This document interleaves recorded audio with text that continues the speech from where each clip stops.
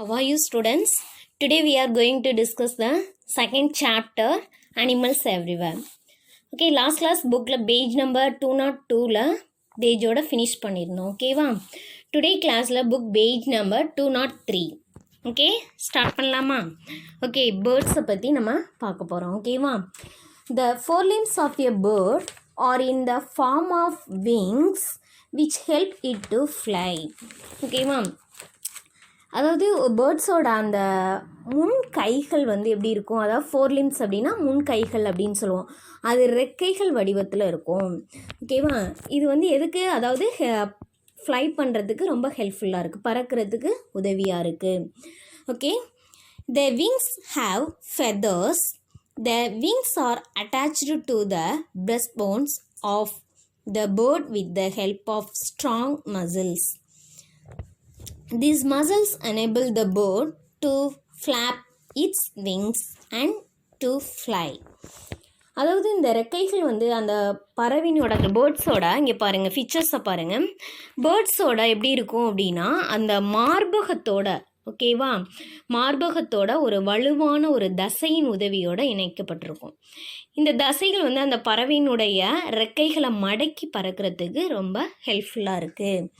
Okay, அதே பற்றி பார்த்தோம் அப்படின்னு சொன்னால் நெக்ஸ்ட் லைன் பாருங்கள்.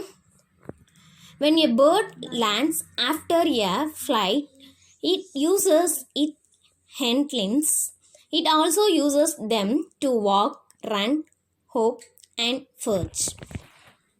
இப்போ ரொம்ப ஒரு லாங் டிஸ்டன்ஸில் பறக்குது பேர்ட்ஸ் அப்படின்னு சொன்னால், இப்போ ஒரு ஃப்ளைட் மாதிரி, அதாவது விமானம் பறக்குது அப்படின்னு சொன்னால் அதுக்கு எதுக்கு அதோட ஹிண்ட்லிம்ஸை யூஸ் பண்ணிக்குது. ஓகேவா? அது பின்னன் கால்களை யூஸ் பண்ணி பயன்படுத்திக்குது.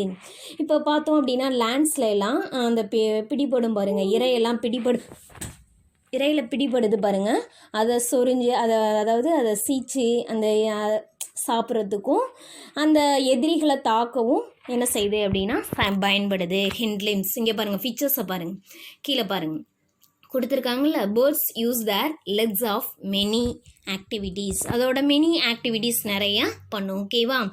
அதோட ஹிண்ட்லிம்ஸை யூஸ் பண்ணி அதோட எனிமீஸை என்ன செய்யுது, தாக்குறதுக்கும் அது யூஸ் பண்ணிக்குது. ஓகே, நெக்ஸ்ட் பாருங்கள்.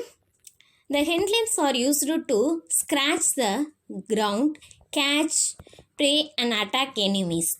Though all birds have wings, some are unable to fly because their wings are too weak for flying. The emu, the ostrich and the penguins and the quail are flightless birds. இப்போ பார்த்தோம் அப்படின்னா எல்லா பேர்ட்ஸுமே என்ன செய்யாது அப்படின்னா ரெக்கைகள் இருந்தாலும் அதாவது சம் பேர்ட்ஸ் வந்து பறக்க முடியாது. ஓகே, ஃப்ளை பண்ண முடியாது. பிகாஸ் அதோடைய ரெக்கைகள் எப்படி இருக்கும், விங்ஸ் எப்படி இருக்கும் அப்படின்னா ரொம்ப வீக்காக இருக்கிறதுனால, அதாவது பலவீனமாக இருக்கிறதுனால என்ன செய்ய முடியாது அப்படின்னா அதால் ஃப்ளை பண்ண முடியாது. ஃபார் எக்ஸாம்பிள் என்னென்ன பேர்ட்ஸ்லாம் சொல்லலாம் அப்படின்னா இங்கே பாருங்கள், ஈமு, குவி, ஆஸ்ட்ரிச், இதோட பேர்ட்ஸ் எல்லாம் எப்படி இருக்கும் அப்படின்னா ரொம்ப வீக் ஃபார் ஃப்ளையிங். ஓகேவா? அதாவது பலவீனமாக இருக்கிறதுனால அதால் பறக்க முடியாத ஃப்ளைட்லெஸ் பேர்டு அப்படின்னு சொல்லலாம் இதெல்லாம். ஓகே, நெக்ஸ்ட் பாருமா, ரெப்டைல்ஸ். ஓகேவா? ஊர்வன அப்படின்னு சொல்லுவோம். ஓகேவா? என்னென்ன பேர்ட்ஸ் எல்லாம் இது ரெப்டைல்ஸ் அப்படின்னா lizard, crocodiles, turtles and tortoise are reptiles. ஓகேவா? பல்லிகள், முதலை, ஆமை இதெல்லாம் என்ன செய்யும் அப்படின்னா ஊர்வனவாக இருக்கணும், ஊர்ந்து செல்லக்கூடிய பேர்ட்ஸ் இதெல்லாம். they have a dry scaly skin and lay soft shelled eggs on land. though they have limbs, they travel. இதெல்லாம் என்ன செய்யுது அப்படின்னு சொன்னால் அதோட உலர்ந்த செதில், அதாவது ட்ரையாக இருக்குல்ல, ஓகேவா, அந்த செதில் தோலை கொண்டிருக்கும். மேலும் அதாவது மென்மையான ஷெல் செய்யப்பட்ட முட்டைகள் வந்து நிலத்தில் இடுது. நெக்ஸ்ட் பாருங்கள். Snakes are reptiles. They do not have legs. They have scales or plates on the underside of their bodies. These plates are attached to their ribs. When snakes move, these plates act like feet and the ribs act like legs. Besides plates, they have strong muscles and a flexible backbone which help them to move forward. இது எப்படி இருக்கும் அப்படின்னு சொன்னால், அதாவது snakes அப்படின்னா உங்களுக்கு already தெரிஞ்சிருக்கும், பாம்பு அப்படின்னு சொல்லி. இதுவும் ஒரு ஊர்வன வகையை தான் சேர்ந்தது. இதுக்கு வந்து எப்படி இருக்காதுன்னா லெக்ஸ் கிடையாது. ஓகேவா, டு நாட் ஹேவ் லெக்ஸு கால்கள் கிடையாது. இதனுடைய அதாவது இந்த விலா எலும்புகள் அப்படின்னு சொல்லுவோம்ல, அதனுடைய அடிப்பகுதியில் செதில்கள் அல்லது தட்டுக்களால் இருக்கும். ஓகேவா, அந்த ஸ்னேக்ஸ் வந்து நகரும்போது, அதாவது மூவ் பண்ணும்போது இந்த தட்டு அதோடைய என்ன செய்து கால்கள் போலவும் விலா எலும்புகள் கால்கள் போலவும் எப்படி இருக்கும் அப்படின்னா செயல்படும். இது வலுவான ஒரு தசையினால் அதோடைய நெகிழ்வான ஒரு முதுகெலும்பையும் கொண்டு இருக்குது அப்படின்னு சொல்கிறாங்க. இது வந்து எப்படி இருக்குது, ஃப்ளெக்சிபிளாக இருக்கும் அப்படின்னு சொல்கிறாங்க. ஓகேவா, மூவ் பண்ணி அதாவது ஃபார்வேர்டில் அதாவது முன்னோக்கி செல்கிறதுக்கு ரொம்ப உதவியாக இருக்குது, ஹெல்ப்ஃபுல்லாக இருக்குது. ஓகே, இங்கே பாருங்கள், இந்த ஃபீச்சர்ஸை பாருங்கள். crocodile, ஸ்னேக்ஸ் இது எல்லாமே அப்படின்னு சொன்னால் ரெப்டைல்ஸ் தான், ஊர்வன வகையை சேர்ந்தது. Okay, next humans. Compare to the limbs of animals, the limbs of human beings are highly, அதாவது அனிமல்ஸோட ஹியூமன் பீயிங்ஸை கம்பேர் பண்ணும்போது அதோட லிம்ஸ் எப்படி இருக்கும், ஹியூமன் பீயிங்ஸோட லிம்ஸ் எப்படி இருக்கும்னா ரொம்ப ஹைலியாக இருக்கும். Okay, they use only one pair of limbs, lower limbs, to support their body while walking and standing. இப்போ ஹியூமன்ஸ் என்ன செய்கிறாங்க அப்படின்னா வாக் பண்ணுறதுக்கும் ஸ்டாண்ட் பண்ணுறதுக்கும் சரி, நம்மளோட எல்லாமே எதுக்கு சப்போர்ட்டாக இருக்குது அப்படின்னா இந்த ஒன் பேர் ஆஃப் லிம்ஸ் மட்டும்தான் சப்போர்ட்டாக இருக்குது. நம்ம பாடியை ஹோல் பாடியையும் ஒரு தாங்கி நிற்கக்கூடிய இது எது அப்படின்னு சொன்னால் இந்த லிம்ஸ் தான். ஓகேவா, this why unlike other animals humans have an erect postures, they stand, walk and run with only one pair of limbs called legs. அதாவது இதனால தான் மற்ற அனிமல்ஸை விட போல் இல்லாமல் ஹியூமன்ஸ் அப்படிங்கிறது வந்து ஒரு நிமிர்ந்த ஒரு தோரணை அப்படின்னு சொல்லுவாங்க. அதுதான் போஸ்டர் அப்படின்னு சொல்கிறோம். ஓகே, இது என்ன சொல்கிறாங்க அப்படின்னு சொன்னால் இதை தான் என்ன சொல்கிறாங்க அப்படின்னா இந்த ஒரு ஒன் பேர் ஆஃப் லிம்ஸ் அப்படின்னு சொல்கிறோம். அதாவது இது எதுக்கு கொண்டு, அதாவது ஓடுறது ஒரே ஒரு ஜோடி கால்களை கொண்டு தான் நம்ம என்ன செய்கிறோம் அப்படின்னா ஓடுறோம் அப்படிங்கிறது தான் லெக்ஸ் அப்படின்னு சொல்கிறோம். Okay, for example when in danger they can use their legs to run and escape and their arms or upper limbs for defense or attack. ஆபத்தில் இருக்கும்போது, அதாவது டேஞ்சரான ஒரு சூழ்நிலையில் நம்ம இருக்கும்போது தங்களோட கால்களை தான் நம்ம என்ன செய்கிறோம், அதாவது லெக்ஸை நம்ம என்ன செய்கிறோம் அப்படின்னா யூஸ் பண்ணிக்கிறோம். அந்த இடத்துலேருந்து நம்ம என்ன செய்யணும், தப்பிக்கிறதுக்கும் பயன்படுத்திக்கிறோம். அதாவது இது எல்லாமே என்னது, அவர்களோட அந்த கை, ஓகேவா, கைகள் அல்லது மேல் மூட்டுகளை பாதுகாப்பாக வச்சுக்கிற தாக்குதலுக்கும் இதை நம்ம என்ன செய்கிறோம் அப்படின்னா பயன்படுத்திக்கிறோம். நெக்ஸ்ட் பாருங்கள், our hands are adapted to hold objects, the arrangements of the thumb opposite the fingers enable us to hold tools and do many kinds of work, so we can say that humans are the most developed among all animals. இப்போ எல்லாம் அதாவது நம்ம கைகளை என்ன செய்கிறோம் அப்படின்னா பொருட்களை பிடிக்கிறதுக்கும் நம்ம என்ன செய்யுது அப்படின்னா ஹெல்ப்ஃபுல்லாக இருக்குது. அதாவது இப்போ ஃபிங்கர்ஸ் அப்படின்னு சொல்கிறோம்ல, விரல்களுக்கு எதிராக இருக்கக்கூடியது வந்து நம்மளுடைய அந்த கட்டை விரல் அப்படின்னு சொல்லுவோம். இது வந்து நம்ம கருவிகளை பிடிச்சு பல வகையான வேலைகளை செய்கிறதுக்கு உதவியாக இருக்குது. அதாவது அனிமல்ஸை கம்பேர் பண்ணும்போது ஹியூமன்ஸ் வந்து ரொம்ப டெவலப்பாக இருக்காங்க அப்படின்னு சொல்கிறாங்க. ஓகே, நெக்ஸ்ட்டு ஃபீச்சர்ஸ் மூமெண்ட்டை பாருங்கள். அனிமல்ஸோட in water, in air, in land அப்படின்னு சொல்லியிருக்கோம். ஓகேவா, அதாவது வாட்டரில் இருக்கக்கூடிய அனிமல்ஸ் அப்படின்னு பார்த்தோம்னா ஸ்விம்மிங். ஓகேவா, அதில் ஃபிஷ்ஷு, டாட்டாய்ஸ், ஃப்ராக் இதெல்லாமே ஸ்விம்மிங் நீந்தி செல்லக்கூடிய அனிமல்ஸ். ஓகேவா, எதன் மூலமாக அப்படின்னு சொன்னால் ஃபின்ஸ் மூலமாக, துடிப்புகள், ஃபிஷ்ஷு. ஓகேவா, இது ஃபேடில் லைக் லிம்ஸ் அப்படின்னு சொல்லுவோம். வெப்டி ஃபீட், ஃப்ராக் வந்து வெப்டி ஃபீட். நெக்ஸ்ட்டு ஃப்ளையிங் அப்படிங்கிறப்ப பேர்ட்ஸை சொல்லலாம். ஓகே, விங்ஸ் அண்ட் ஃபெதர், இது இறகுகளை கொண்டு அதனோட ரெக்கைகள் மூலமாக என்ன செய்யுது அப்படின்னா ஃப்ளை பண்ணுது. Okay, next wings and scale அப்படின்னு பார்த்தோம்னா பட்டர்ஃப்ளை. ஓகேவா, இந்த பட்டர்ஃப்ளை அப்படிங்கிறப்ப என்ன ஸ்கேல்ஸ் மூலமாக என்ன செய்யுது அப்படின்னு சொன்னால் மூவ் ஆகுது. ஓகே, நெக்ஸ்ட் லேண்ட் அப்படின்னு பார்த்தோம்னா லேண்டில் இருக்கக்கூடிய அனிமல்ஸ் அப்படின்னு பார்த்தா என்னது ஸ்னேக், டர்ட்டில், அடுத்தது நெக்ஸ்ட்டு டீர். ஓகேவா, இது எதெல்லாம் எப்படி மூவ் ஆகுது அப்படின்னா ட்ராவலிங், வாக்கிங் அண்ட் ரன்னிங். இந்த ஸ்னேக்ஸ்லாம் பார்த்தோம் அப்படின்னா அதாவது ஊர்ந்து செல்லக்கூடியது. ஓகே, இது இந்த இதுக்கு எப்படி இருக்குன்னா டோட்டல் அதாவது லெக்ஸ் வந்து எப்படி இருக்குன்னா ரொம்ப ஷார்ட்டாக இருக்கும், ஷார்ட் லெக்ஸாக இருக்கும்.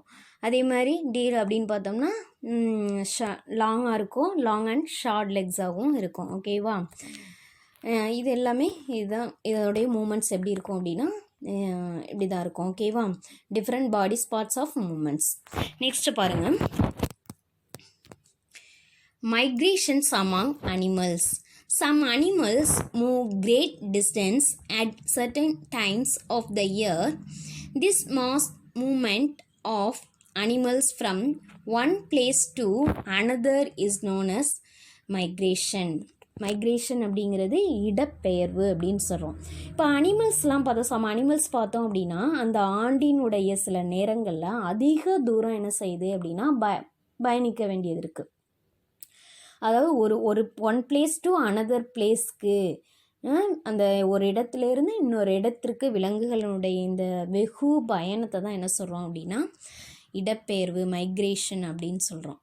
Animals migrate to escape harsh weather and search of food and reach their breedings ground. Some birds like storks and ducks from other countries visit India every winter.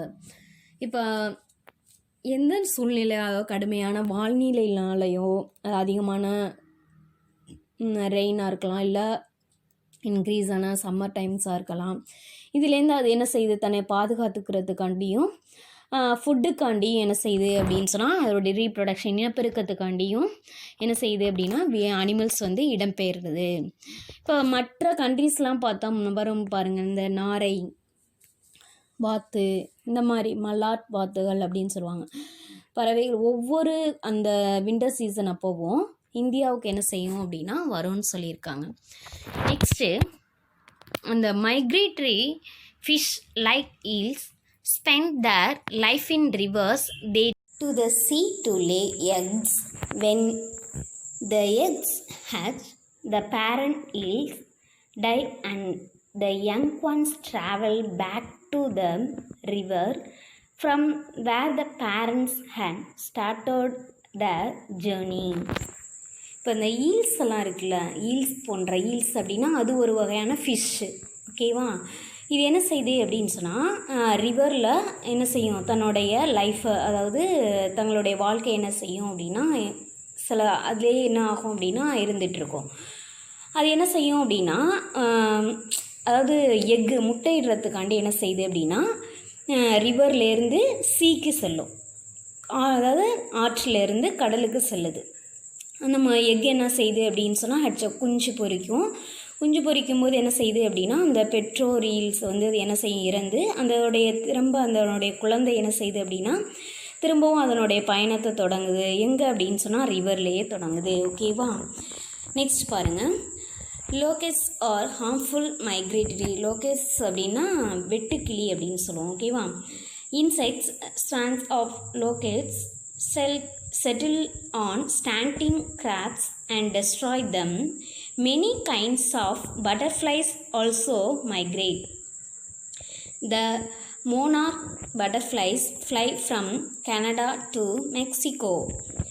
இது என்ன செய்யுது அப்படின்னு சொன்னால் அந்த வெட்டுக்கிளின்னு சொல்கிறோம்ல, இது வந்து தீங்கு விளைவிக்கக்கூடிய ஒரு பூச்சி அப்படின்னு சொல்லுவோம். இந்த வெட்டுக்கிளி என்ன செய்யும் அப்படின்னா அது பயிர்களை எல்லாம் என்ன செய்யும் அப்படின்னு சொன்னால் அழிக்கும். பயிர்களில் போய் என்ன செய்யும், அதை அழிச்சிட்டு வரும். இது பல வகையான அந்த பட்டர்ஃப்ளைஸ்லாம் இருக்குல்ல, அதுவும் என்ன செய்யும் அப்படின்னா மைக்ரேட், இடம்பெயருமா, ஒவ்வொரு பிளேஸாக என்ன செய்யும் அப்படின்னா இடம்பெயரும்.